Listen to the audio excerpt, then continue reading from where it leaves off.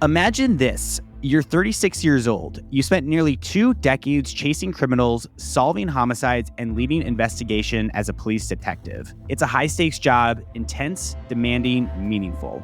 And then it's gone. A medical retirement forces you to walk away. No warning, no backup plan, just you, your wife, your 3 kids. This was the reality for Dan Nikas. But instead of retreating, he pivoted. With zero marketing experience, Dan drove headfirst into e-commerce. Within a year, he scaled his brand Gear Bunch to over $4 million in revenue. No funding, no fancy team, just a relentless work ethic, a knack for storytelling, and one marketing strategy that made his brand feel everywhere. I'm Ryan Atkinson, and you're listening to the Outfit Podcast, where we uncover the secrets of building and running successful businesses. I am so excited to welcome Dan to the podcast today to talk about all things e-commerce, marketing, mindset. So Dan, thank you so much for being here. Thank you for having me on, Ryan. A great intro as well. I appreciate it. Well, I'm excited to have you on here because your background's amazing. I mean, you're a detective, you're doing homicides, but now you're doing digital marketing, scaling e-commerce brands. I mean, talk to us about what life was like before what you're doing now in the digital marketing world. Life was pretty good. From a young age, all I ever wanted to do was join the police. I did manage to do that when I was 19 and never went to university, never got a trade, never did a college degree, anything along those lines. Went straight to the police academy out of high school pretty much. And I was really good at it. A lot of satisfying parts to it. There's also a lot of hard stuff in there as well, especially dealing with homicide and victims and families of victims. Unfortunately, I did get medically retired when I was 36. And that was really confronting because I'd never known anything else. I'd never lived any other life. It was my identity. As I said, I was good at it. I enjoyed it. And I had no other skill set behind me. So I thought. So in, a very down time, I reached out to a friend who had been through a similar journey to me, and he gotten started into digital marketing. And I reached out to him. I said, look, I don't know what to do with my life. And no disrespect to some entry-level jobs. I didn't want to go from the responsibility I had to, going and becoming a cleaner or something that requires no tertiary education or skill set. You can learn on the job how to do those things. And so I reached out to him and I said, look, this is something that I'm interested in. What are you doing? How do you do it? And that's how my journey started. I want to really zoom in on 36. I mean, if I'm putting myself in your shoes, I mean, you have family. I mean, this is all you've known your whole life. I mean, what was that feeling like for you? That just has to have been such an overwhelming moment to really just pivot at 36 years old with family on your hands. It absolutely was. That was probably the hardest part. Was it became probably at that stage in my life, and I would still say to this day that the hardest moment in my life, but without it, I wouldn't have got the rebound that I've had now. So the highs that I have now. I had typical middle-class life, being a police officer, paid reasonably well, paid the bills. We had a house, we had a mortgage. I had 3 very young kids. My youngest was only 9 months old. Married, all the responsibilities that come along with being a dad. And all of a sudden, you're told you can't do this job anymore. Not only that, you have this realization that I thought I was going to do this for the rest of my life until I retired. This is who I was. That's now gone.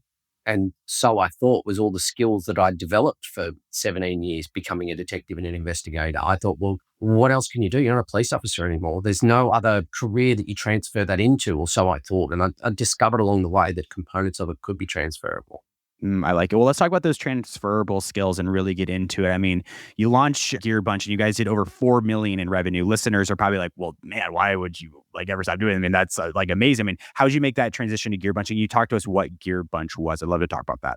Yeah, so Gear Bunch, and it's still around to this day. I still run it to this day. It's to broadly sum it up, we sell leggings and we sell really unique designs, very niche down, specific designs that target people based on their passions or their hobbies or their personalities. Now, before I launched Gear Bunch, I launched a bit of a fitness website because that's where my passion was. And through that, tried to figure out how to monetize it and got involved in Meta advertising. So Facebook advertising as it was at the time, and found that I had this real knack for it. So I was selling t-shirts and hoodies that were fitness branded, fitness themed around the website that I had, and found that with Meta advertising, Facebook advertising, it was easy. The analogy is this. I spent 17 years trying to find people that didn't want to be found as a detective. And when I found people, they were never happy that I found them. And the only possible outcome for them, more often than not, was going to jail, was prison time. So these people not only didn't want to be found, they weren't happy when I found them. There was a punishment for them at the end of it. And they would do everything they can to avoid being found. They would hide evidence. They would, not bring things to my attention, everything. So I developed a really good skill set there, finding people that didn't want to be found. And then all of a sudden, I dove into this world of Facebook advertising where people told me everything about themselves. They told me whether they were married, where they lived, what they were interested in, what TV shows they liked, what they had for dinner, what their dog's name was, all of these things. So I would leverage, I found all this information fascinating. So I would pull all that out and then I would target people specifically based on their interests or their demographics. And when I would put an ad in front of them, they're actually happy that it was there. So it was a nice little offset. They weren't disappointed or annoyed that I'd found them or angry. So there was a sense of satisfaction. And I found that I could repeat this over and over and over again. I started in like fitness and gym interest. And then I figured out very quickly that, hey, why don't I start a brand where I can target people doing everything, still with that sort of active wear theme in mind. And I got approached by a company called Printful, who do print on demand. It was a very new thing back in 2016. It was very new. Print on demand t-shirts and hoodies were a thing. Print on demand leggings wasn't. And I started to develop a little bit of a name for myself in the print on demand t-shirt and hoodie game. They came to me and said, hey, we've got this new product. We'd love for you to test it. I said, rightio, I'm going to test it. I launched Gear Bunch because Gear Bunch was just going to be a bunch of gear. There was no branding. I'd never run a business myself. I had no branding. I had no concept of what's this going to look like in 8 years' time. I just launched a website on Shopify, called it Gear Bunch, and put on, I think, a dozen pairs of leggings, all very hyper-focused on passions and niches, and it just took off. And every time I'd launch a new product, it would go. And then eventually it got to a point where, we were going from doing our first couple of sales to $10,000 days within a month. And it was all on the back of Facebook advertising. There was nothing else. Yeah, a lot of questions come to mind there, though. And we're going to definitely talk about like your playbook for Facebook ads. So listeners, stay tuned for that because I know new entrepreneurs are like, I see Facebook ads as a way to grow. For you, that had to have been such a feeling for you to be like, I'm finding something, I'm catching on pretty quick to a new skill that I never thought I would have, and I'm actually making money for it. How was that feeling for you to be so good at something with like kind of that you never thought you'd probably be good at or doing?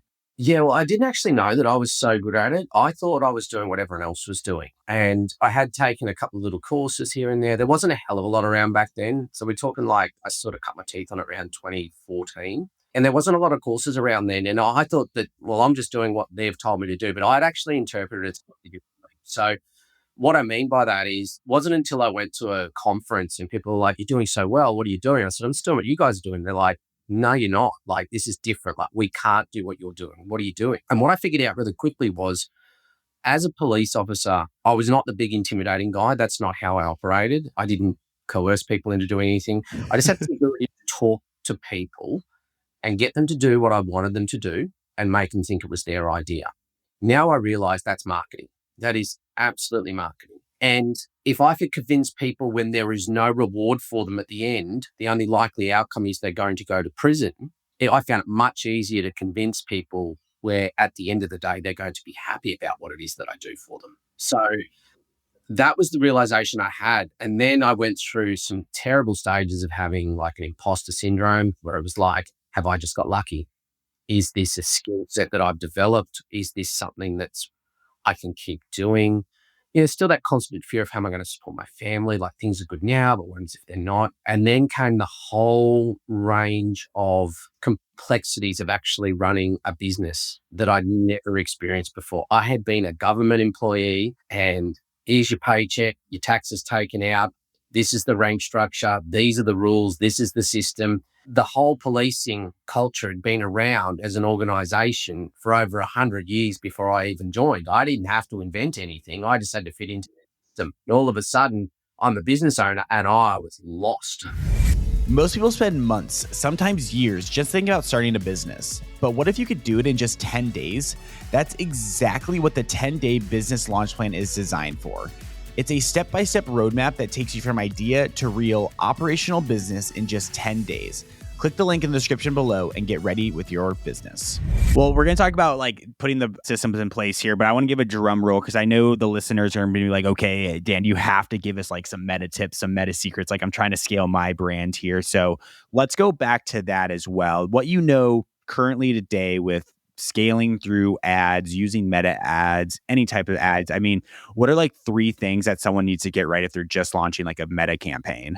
The thing you need to realize to start with is that people don't come to social media to solve their problems or satisfy a want or a need. People come to social media to be social, but they are still acutely aware of problems that they have that need solving or wants or needs that they have. So you can't just approach Meta as, unless you're selling an impulse buy product, like I mean a $20 widget, something, I don't know, that's just cool and people don't care and they'll buy it first time they see it. You need to nurture them. So you can't just launch it out and say, buy this. Be no different to someone walking into a bricks and mortar store, very first time they'd walk in, never seen any of your products, and you go, how you going? Buy this.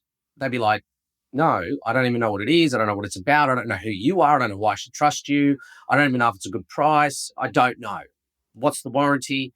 Who else has bought it? How does it work? All of these kinds of things we need to address. Just as a salesperson would talk someone through it in a store, in real life, we need to use social media to do that. So we do it in 3 stages, and we can broadly call them top, middle, and bottom of funnel. That funnel structure's been around for a while.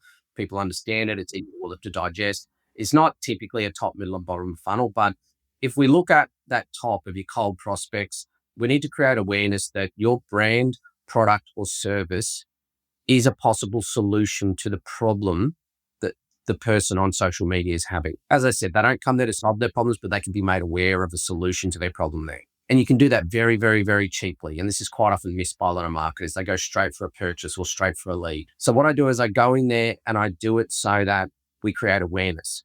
Once that person has engaged with us, like we talk about AI and algorithms, and there's 220 million people in the US alone on Meta.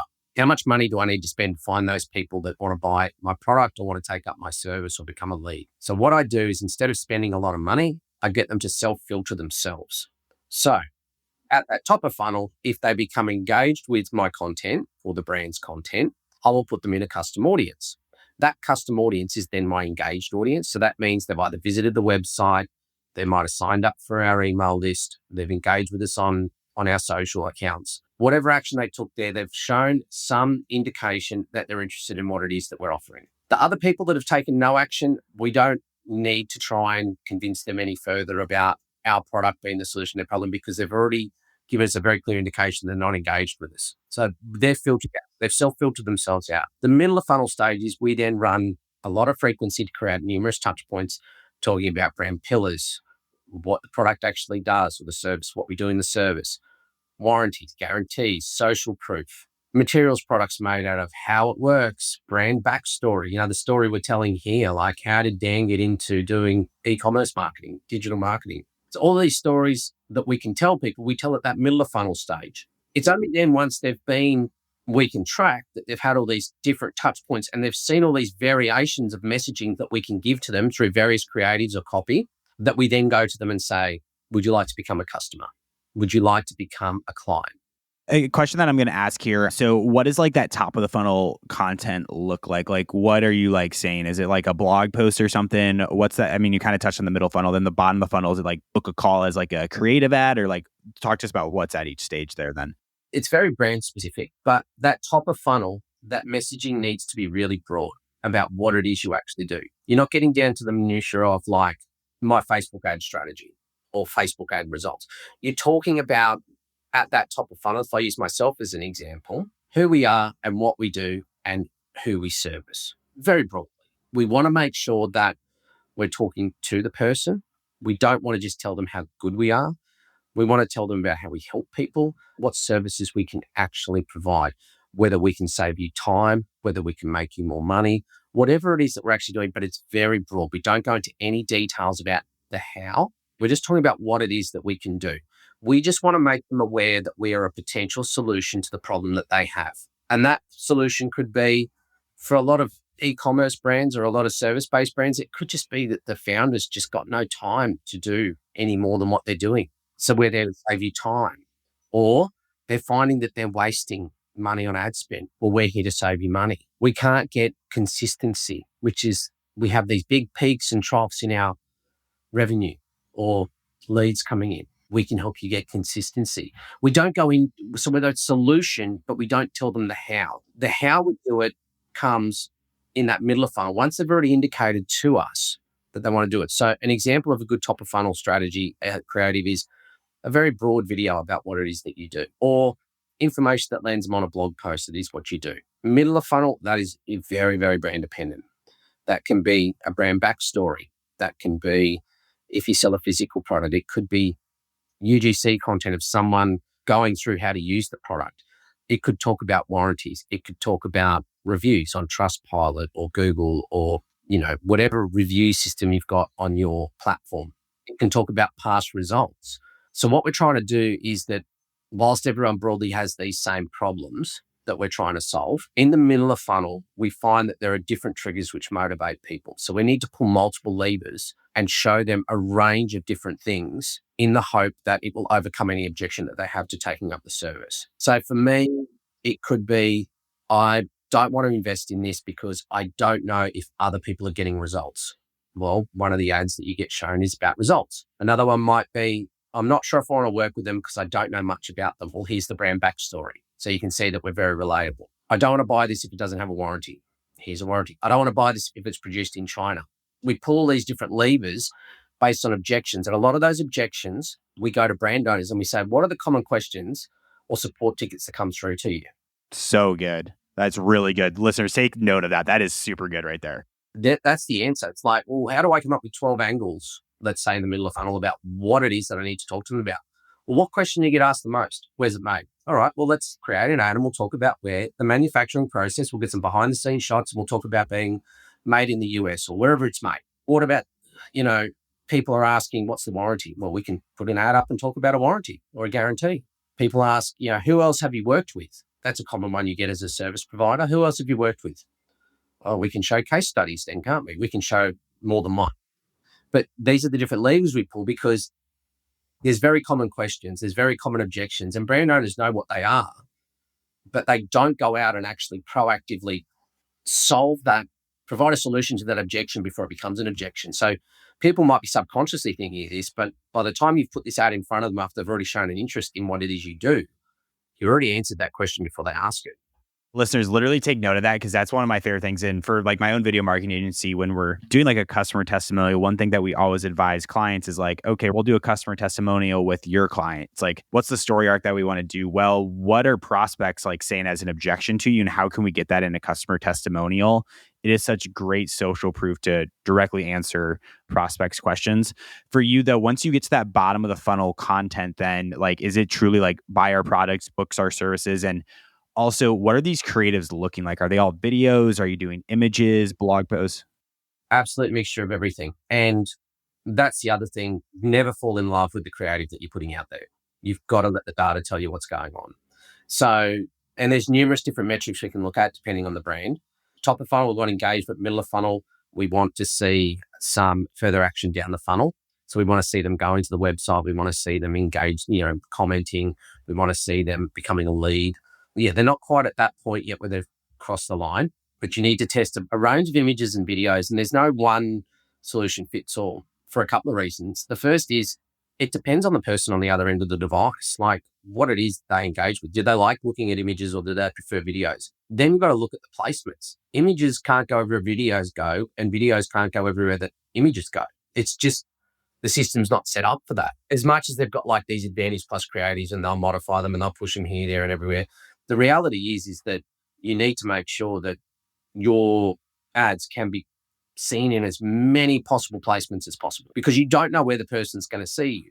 You don't know whether they're going to be playing Candy Crush on their phone and they get a video from you because they're not on the paid version, or you don't know whether they're going to be reading a news article and it pops up as an in-stream video for them or just an image placement as a banner ad in there.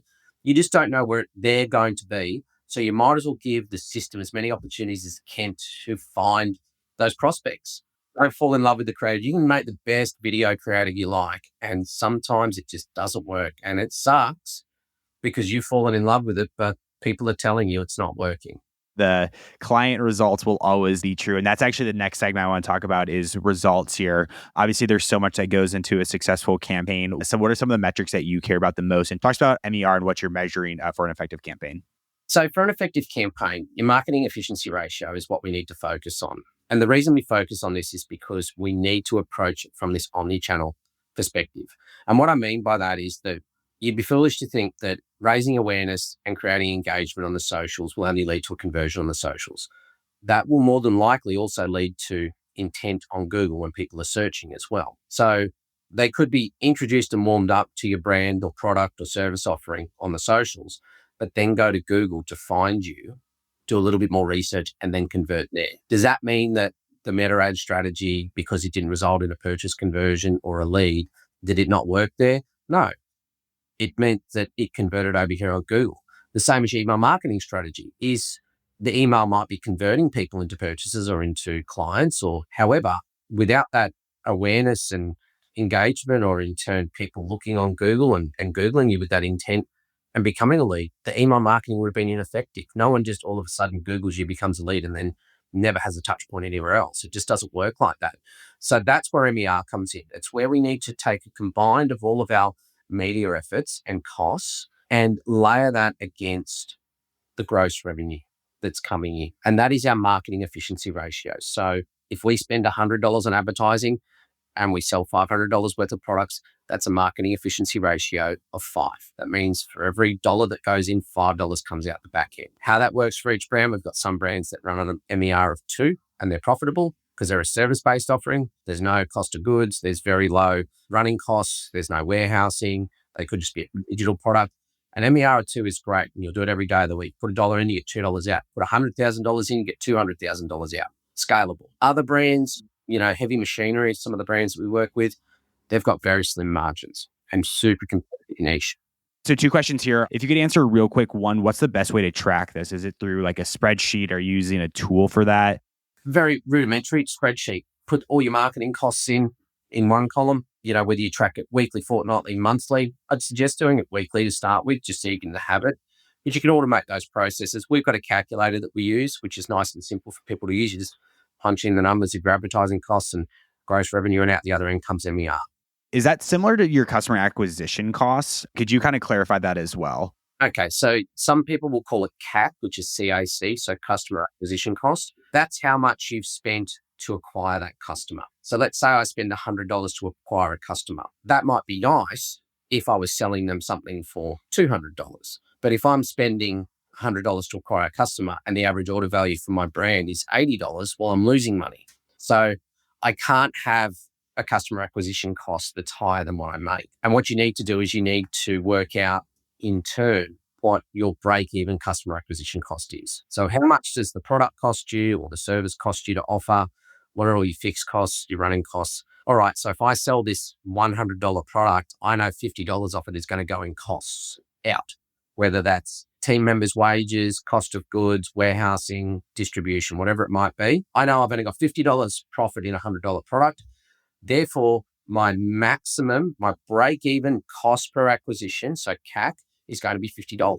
Because if it's costing me $50 and I spend $50 and I sell for $100, there's nothing left. So that's your break even. And that gives us a good jump off point to say, right, we need to optimize to be better than a $50 cost per acquisition, because otherwise there's no profit. And for all the listeners here, I hope you guys are like taking notes. This is like such a great breakdown into like a world-class mind when it like comes to this. So thank you for that. Let's talk about another important part where it comes to marketing. That's organic. I mean, what's your organic strategy? If someone's a solopreneur wanting to start their first company, how should organic play into their overall content marketing strategy? Organic can become touch points. Organic has taken a big hit over the last 7 or 8 years. 7 or 8 years ago, you could blow up your following, you could blow up everything. It's not like that anymore. Sometimes you feel like when you're starting out that you're yelling into an empty room, like there's just no one's listening. And you look at it, the reach is terrible. And organic is about consistency though. The algorithm rewards consistency. The content needs to be good, but consistency is the key. You can't just do one organic post once a month, really ad hoc, and expect that the algorithm's going to go, oh, this is good content, we're going to push this further, and just hope that you get lucky. Sometimes people put viral content out, but we're running service-based businesses, we're selling products. The virality is just not there. It needs to be something shocking like your Coldplay Kiss Cam for it to go viral. No one's got a brand that's going to do that. By the way, have you seen how many searches there's been on that actual company since that happened? It's phenomenal. I imagine it's super high. Dan, I want to tell you real quick. One thing that we did for our video marketing agency was I think this came out like last Thursday, I want to say, the Coldplay concert. We launched a campaign, an email marketing campaign last Thursday and Friday, all around the Coldplay concert. And our open rates were great. Our click-through rates were great. So it was identifying a viral moment, kind of latching on and throw like an offer. So I love that. We've just done it as well. And this is part of it. Organically, latch on to what you see organically working. We've got a surveillance and security product-based company in the US that we work with. And one of their product offerings is GPS tracking and micro tag tracking. It's around more sort of fleet management of cars and putting tags on your pets and your bikes. But we redid a landing page about infidelity. And basically the ads are GPS is greater than trust me, it's nothing. And we're using copy like find out the truth before the next Coldplay concert, or don't wait for the next concert to find out the truth. And it's doing really well. So good. So, yeah, getting back to the organic strategy, consistency is the key. So it's just about being consistent with your messaging, consistent with the frequency that you put things out, testing different things as well. Organics, whilst they won't go viral, we do use organics as our jump off point for ads. The reason is it's the same algorithm in the socials that determines if something organically is a good performer, that determines if an ad's going to be a good performer as well. Your Facebook, Instagram, Threads, all of those things, they're all a user-first platform. The user is the commodity. The platform's free to use, so you're the commodity as a personal user. What they need to do is try and keep users on the platform. So they want to reward content creators that are producing good content with further exposure. So if you are frequently and consistently putting out content, I'm not saying you have to post 3-4 times a day. I'm saying if as a brand you want to post 2 to 3 times a week, do that, but do it consistently. Have a look at the metrics and the insights for those organic posts and see which one's getting better reach and better engagement, because the algorithm is rewarding the better content. Take that organic post and put it into a stage of your funnel, depending on where it fits in there. Because if it's getting good reach organically, it will be rewarded with good CPMs, so cost per 1,000 impressions. It can tend to get better engagement and better click-through rates. The organic algorithm has already told you people are interested in this, they're engaging with it, they're showing it to more and more people. And you'll see that sometimes. Sometimes you put something up and it'll reach a handful of people, and other times it'll reach thousands. Not viral, and it's not going to be business changing for you. It's not going to change the trajectory of your company, but it's enough to indicate to you, hey, if I put a bit of paid media behind this, it should perform better than the one that only just got a little bit of a handful of reach, because organically, my ideal audience is telling me they're not overly interested in this, but they're really interested in this one. That's a great tidbit there. Test your organic and then throw it into paid if it's working well. One thing I want to ask, I mean, you're saying do it consistently. Yes, I hear that. But like, Dan, what the heck do I write about? Like, how do I find ideas to write about? I mean, how do you go about like SEO content or organic content to actually create? So organic content, again, go back to what objections people throw at you most of the time, or talk about what is that's really excited you, or a successful case study that you had. People don't mind helping you out. If you've done a great job for them, or if you've got a good product, they don't mind shooting a testimonial for you. You can offer incentives in exchange for testimonials.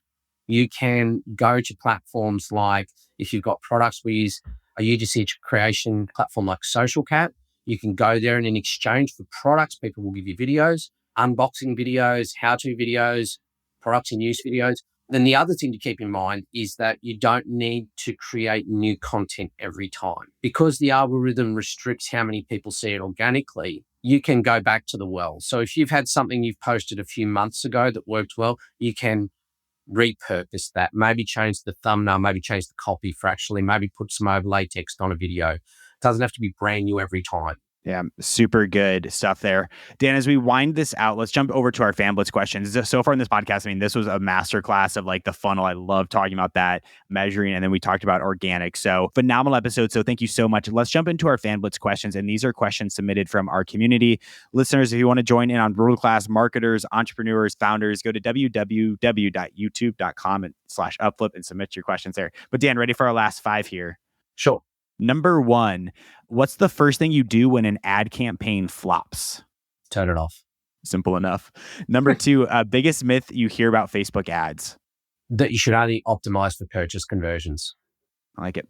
One daily habit that's non-negotiable for your success? I've got a calendar, and I have time trackers. From a personal point of view, I train every day, exercise every day. Really good. I like that. What's more important, great product or great marketing? Great product. You'll get found out if your product's shit. And eventually, no matter how good the marketing is. I like it. Last one for you. If you had to start from $0 again tomorrow, what's the very first move you'd make? Really build my YouTube channel. That would be, create that audience, that authority, and then start again. Then go from there with the audience and the authority that you've got built there. Well, speaking of YouTube videos, Dan, thank you so much for being on here. Someone's like, I need more Dan. I need to learn more about him. Where can they do so and connect with you at? Look, just go to our website, elitebrands.org, elitebrands.org. Nothing to sell, nothing to push onto you. Just go there, have a look around. You'll see all the things that we talked about in this call. Who knows, you might even end up in one of our funnels because you've been to the website. More than likely you will. But it talks to you a bit about who we are, who our team is, brands that we've worked with, what it is that we actually do. And no pitch, nothing along those lines. Just jump in there. If you want to shoot me a message, my email's in there. Reach out. Listeners, that was an amazing episode with Dan. That was a great playbook on Meta Ads and how to run them in 2026. 3 quick takeaways. Number 1, create content around questions customers are asking. That's a great way to get your organic strategy up and running, especially as a solopreneur or early stage founder. Number 2, marketing efficiency ratio. Go back and play that tidbit on what you should be tracking for your marketing to know if it's working or not. And then number 3, before you start running paid ad campaigns, test organic. We talked about at the end of the episode on that. That is how you are going to get the best results with your paid campaigns. Does it perform well in organic? It'll perform well for you in paid campaigns. Great playbook, ton of actionable tips in here. Appreciate it, Dan, come on the show. If you guys are looking for more great advice on world-class entrepreneurs and marketers, make sure to like and subscribe. We have episodes coming out every Monday. Dan, thank you so much for the masterclass today. You're amazing. No worries at all. Thank you for having me on.